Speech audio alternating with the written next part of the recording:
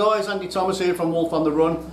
Winter's coming here in Australia. Well, we just come out of summer, we're going into spring, but obviously it's getting colder.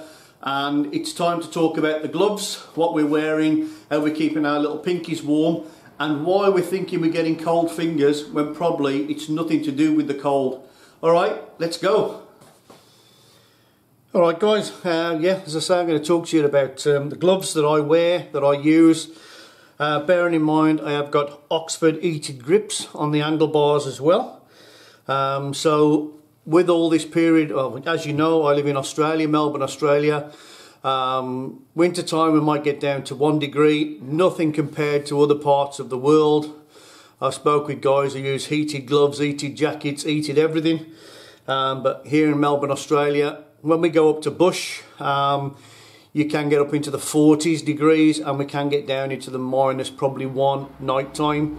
So yeah, I'll start off with my summer gloves and my thinnest ones. These are a pair of Wolf Sport, hence Wolf, as in Wolf on the Run. It's not my product, it's a product from the UK. I just bought these. They're MX gloves, motocross gloves. Enduro sports, they're all neoprene. They've got like silicone buffers, bit of silicone on the grip on the inside there, but they're really nice and good fit, nice and light for the summer. Let the air through, let you breathe, and yeah, that's the light pair. My go-to gloves are these Dry Rider. These are RX summer gloves. As you can see, these have had a fair bit of wear. They've been stitched a few times and resealed. Still caked in mud. These are a summer pair of Dry Rider. As I say, they're not fully waterproof. They're not waterproof at all. They are like a double latex palm. So you've got like a latex rubber on there for grip. The finger, sure on that once it's not wrecked. The finger there is like a soft neoprene, which is okay for wiping the visor. These knuckle protectors are in polyurethane, not Kevlar. So I believe that polyurethane is stronger than Kevlar. Don't hold me to it, I don't know. But yeah, on these ones it's got polyurethane, or PU knuckle protection as it's called. That's the ones I normally wear most of the time. The next ones going upwards are my other Dry Riders. These are I think they're Assassin ones or Asin ones. Again, nice summer glove, stroke winter. The middle of the range. They're Kevlar protected. These haven't got knuckle protectors on there. They've just got Kevlar patches in between. Hypora as opposed to Gore-Tex. So they're pretty good waterproof. They're not too bad.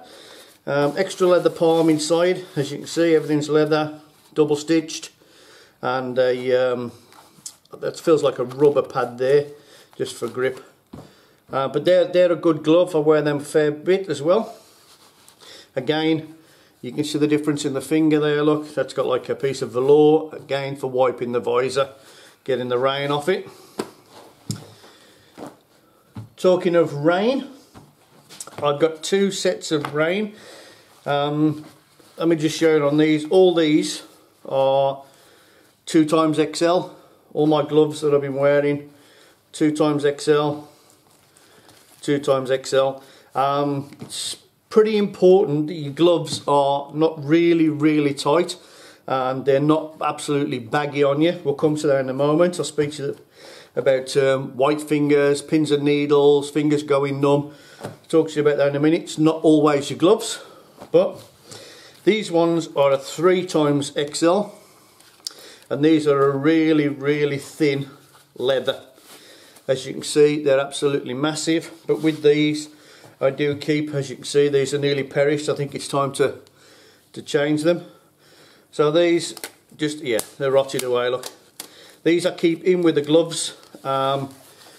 If you're riding in rain, just put these on underneath and you put your glove on top, because there's no way you're going to stay dry. But if it's a warm day, the last thing you want to do is have big thick gloves on. So these are nice and light.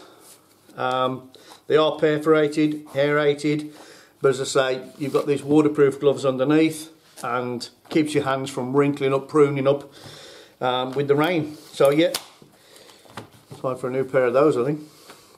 So them are 3XXL, and again, it's just to keep the airflow inside the gloves, because if you've got the gloves that are really, really tight, you've got no airflow around your extremities. That's why they start getting cold. You do need airflow.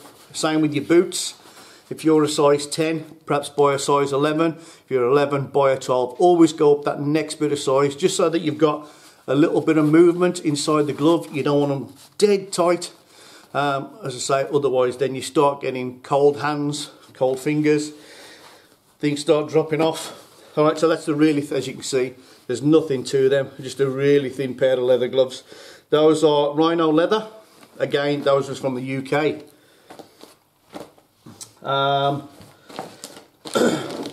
These are my winter gloves, rain gloves. These are the Espada Claw. I've only wore these once in torrential rain, and they are absolutely fantastic. So you've got the claw finger rather than fingers. So the idea of this is to keep your two fingers together. So Mr. B keeps Mr. C happy, and vice versa, and you know, you got two fingers together keeping each other warm. Hence that's why they're called the Claw. But these are really good gloves, all leather, again high pora, not Gore-Tex, insulated really, really well. I think it's got Thinsulate inside as well, which is like your big woolly hats.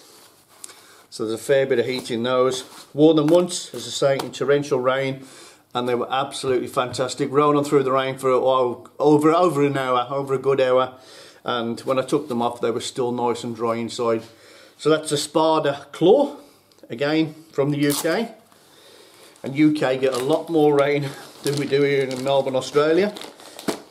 Going on to heat. I've used them a couple of times. They're not the best. These are only a cheap set. These are snow skiing gloves or snowmobile gloves. These are made by Crane. Everything's polyester. And again, inside you've got a second layer of like Thinsulate. I think it's got it on there, yeah. Thinsulate, 40 grams, which basically is a snow glove. So it'll keep you warm, but no way will it keep you dry.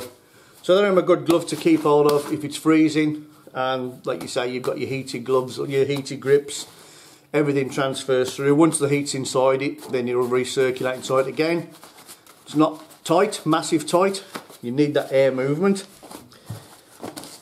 And the last one, I've only used these once, which is the mitt, the muff, the oven glove, over glove, whatever you want to call them. These are a cheap plasticky leather. They're not real leather. I think it's polyvinyl acetate. They've got no polyvinyl chlorine, PVC, or polyvinyl chloride, I think. I'll put that at the bottom here, what they're made of. But it is PVC, and I think that stands for polyvinyl chloride.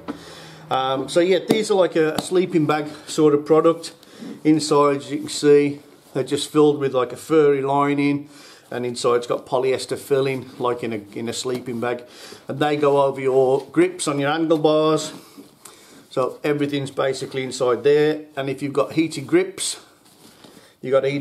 transfers through. Again, you can wear a thin pair of gloves inside there. You've still got all the controls you need to underneath. But they're like a long journey, blizzard, snow, torrential rain, whatever. Yeah, big, bulky, but some guys do use them, some guys love them. As I say, I've used them once, wasn't keen.